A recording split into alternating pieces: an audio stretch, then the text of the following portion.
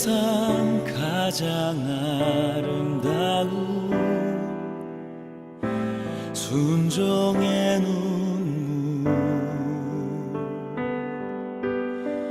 온 세상 다시 빛나게 한 생명의 눈물, 그가 이 땅에 오신 이유 죽어야 살게 되고 져야만 승리하는 놀랍고 영원한 신비, 지으신 그대로 회복시킨 우리의 창조주 그리스도, 십자가의 길로 아버지 뜻 이루셨네. 그가 이 땅에 오신 이유, 이제 우리에게 맡겨진 그 소망, 그 사랑, 그 생명, 아름답고 눈부신 십자가의 길, 우리가 이 땅에 살아갈 이유.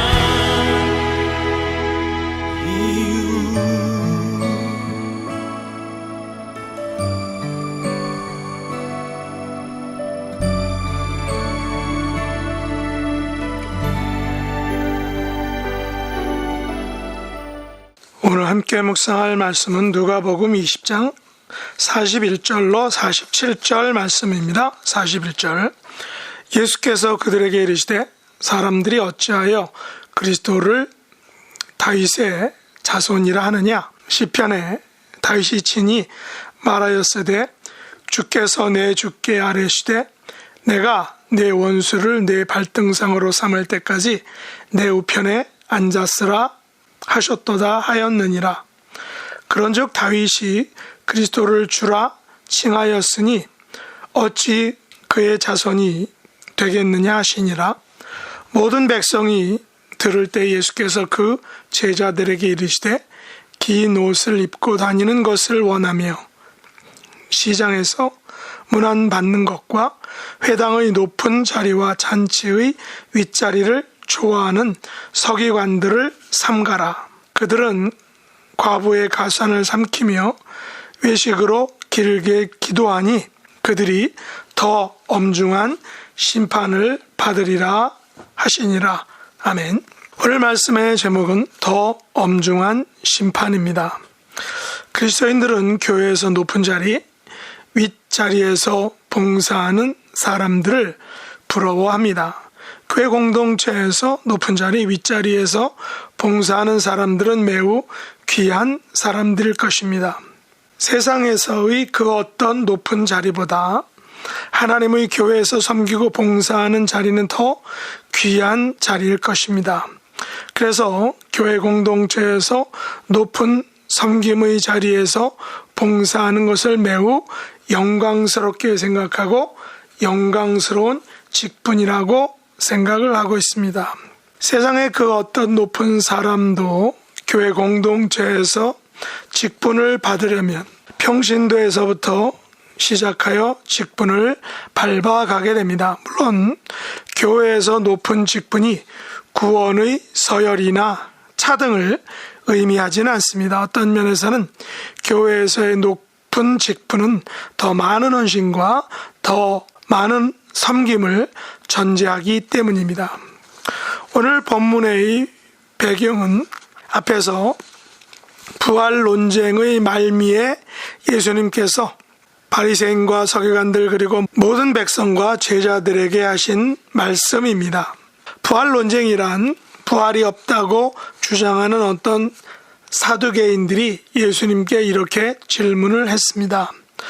모세의 법에 따르면 계대에 혼인법이 있는데 어떤 사람의 형이 자식이 없이 죽으면 그 동생이 그 아내를 취하여 형을 위하여 상속자를 세워주는 법을 계대 혼인법이라고 합니다.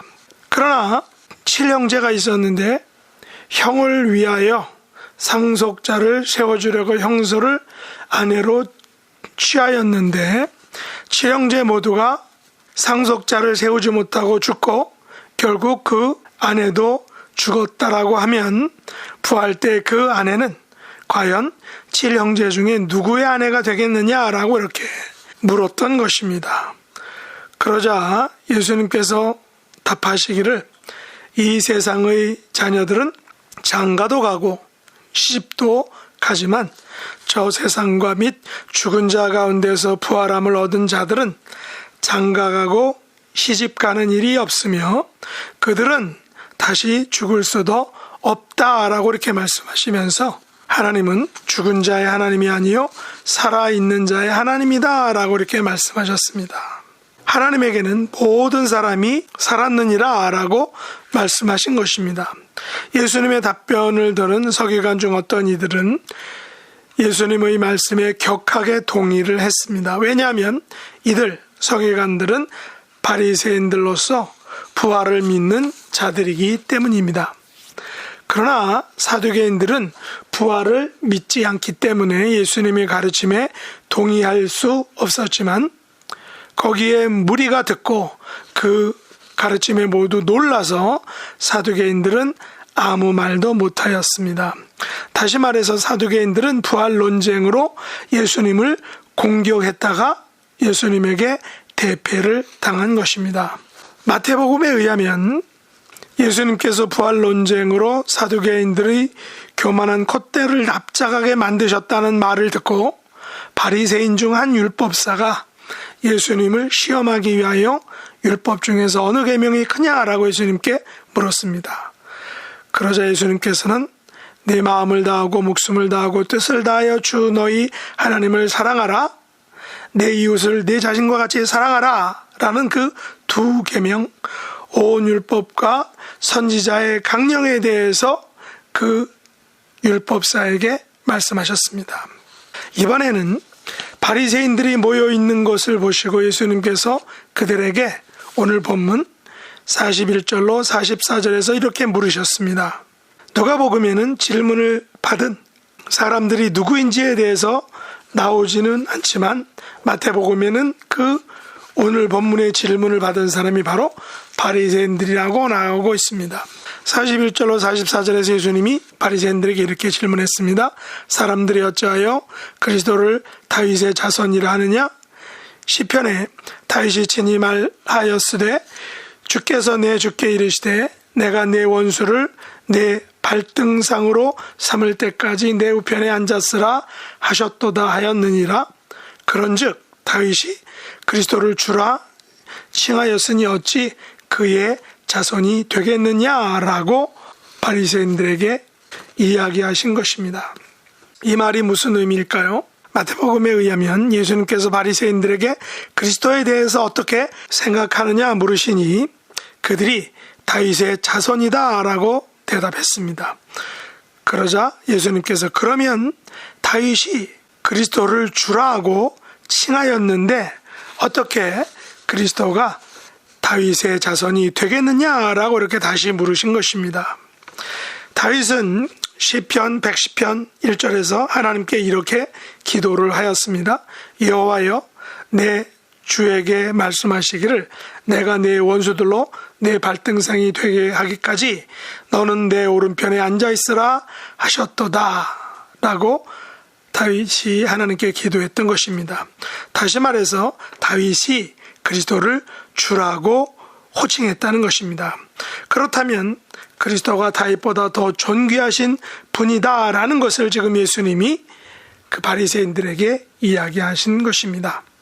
그러자 마태복음에 의하면 바리새인들은 한마디도 능히 대답하는 자가 없고 그날부터 감히 예수님에게 묻는 자도 없었다라고 이렇게 성경이 기록하고 있습니다. 그리고 마태복음 23장에서는 무려 7가지의 화 있을진저 서기관들과 바리새인들이여란 저주와 심판의 메시지를 7가지 화 있을진저라고 이렇게 선포하시면서 심판을 이야기했던 것입니다. 오늘 본문 45절에 보면 예수님의 말씀을 모든 백성이 들을 때 예수님께서 제자들에게 46절과 47절을 말씀하셨습니다. 긴 옷을 입고 다니는 것을 원하며 시장에서 문안받는 것과 회당의 높은 자리와 잔치의 윗자리를 좋아하는 서기관들을 삼가라.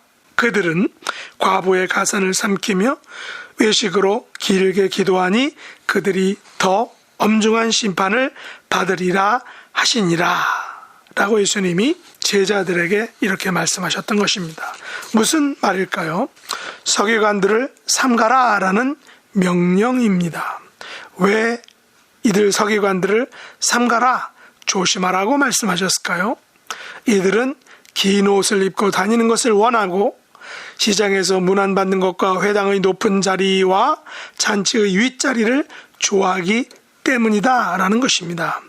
그 당시 서기관들은 술 장식이 달리고 거의 땅에까지 닿는 긴 옷을 입는 것을 즐겨했다고 합니다. 이들은 긴 옷을 통하여 자신의 아마도 선생됨, 뭔가 좀 다른 사람들과 구별된 거룩함이라든지 권위 있어 보임을 가지는 이 권위를, 자신들의 권위를 자랑하려고 했던 것 같습니다. 시장에서 문안받는 것도 자기 영광을 위해서 다른 사람들에게 자신을 드러내는 것입니다. 대접받고자 하는 그런 마음이겠죠. 회당의 높은 자리와 잔치의 윗자리를 좋아하는 것은 회당이나 잔치 자리에 참석한 사람들에게 자신이 잘 보이는 자리에 앉기를 원했던 것입니다. 자기가 그 호스트로부터 존경을 받는다. 가장 소중한 사람이다. 중요한 사람이다. 라는 인식을 다른 사람들에게 갖게 하기 위해서 잘 보이는 자리에 앉기 위해 높은 자리 또 윗자리에 앉기를 선호했다는 것이죠. 자기의 얼굴을, 자기의 지위와 권위를 의도적으로 다른 사람들에게 드러내며 뻐기고 자랑하려고 하는 것입니다. 이것을 성경에서는 교만이라고 말합니다. 자기 의를 드러내는 것이다 라고 말하고 있습니다.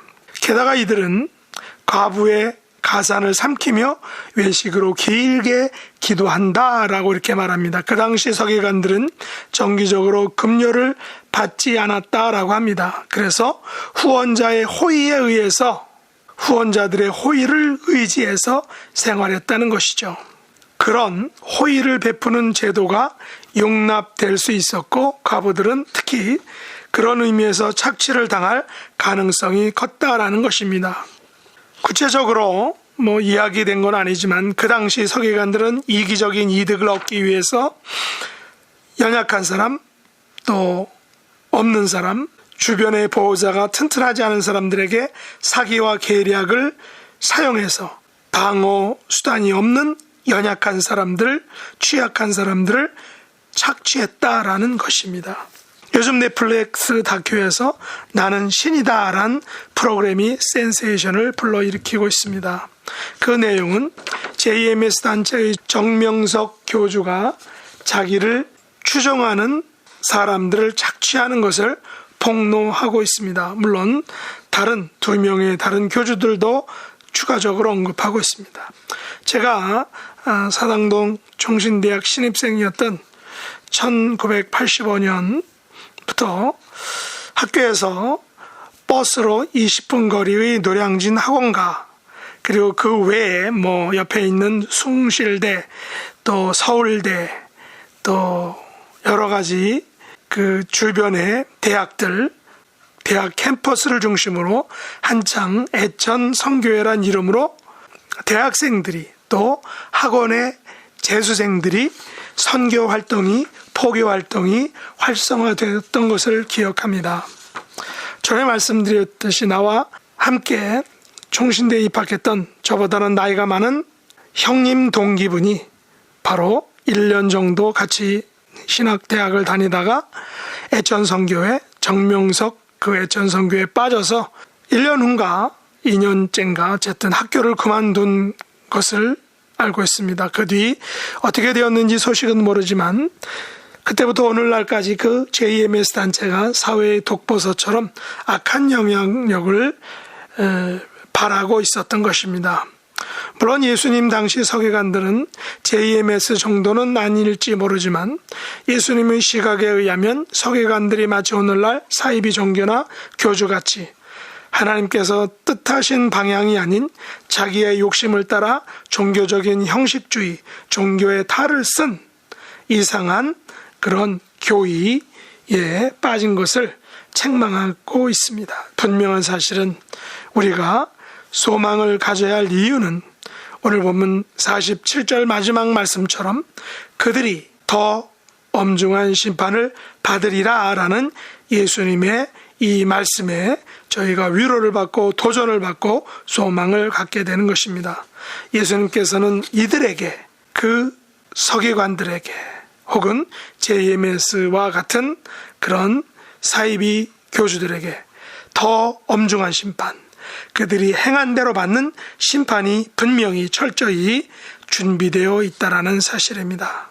그래서 우리 성도는 더 엄중한 심판이 기다리고 있음을 우리 스스로 기억하고 하나님 앞에서, 사람들 앞에서, 세상 앞에서 겸손하고 온유하고 진실한 순진한 믿음으로, 순수한 믿음으로 오직 예수 그리스도의 십자가의 복음으로 우리의 남은 삶을 살아가야 할 것입니다. 이런 성도들이 될 수 있기를 예수님의 이름으로 축복합니다.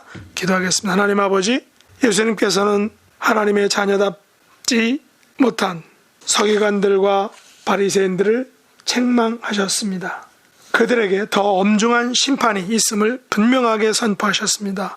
우리도 예수님께서 선포하신 더 엄중한 심판을 기억하며 진실한 성도로 우리의 남은 삶을 살게 하여 주시옵소서.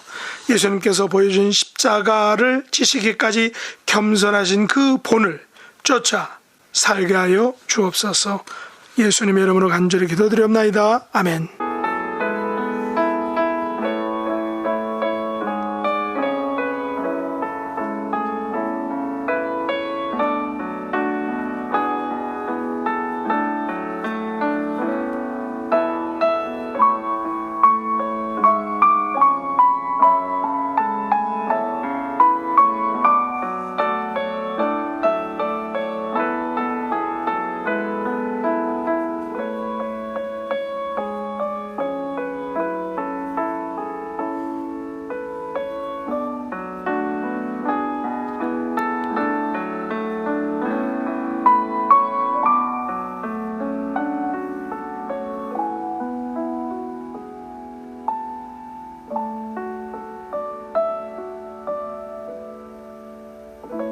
하늘에 계신 우리 아버지여, 이름이 거룩히 여김을 받으시오며 나라의 임하옵시며 뜻이 하늘에서 이룬 것 같이 땅에서도 이루어지이다. 오늘날 우리에게 일용할 양식을 주옵시고 우리가 우리에게 죄 지은 자를 사하여 준 것 같이 우리 죄를 사하여 주옵시고 우리를 시험에 들게 하지 마옵시고 다만 악에서 구하옵소서. 대개 나라와 권세와 영광이 아버지께 영원히 싸움나이다. 아멘.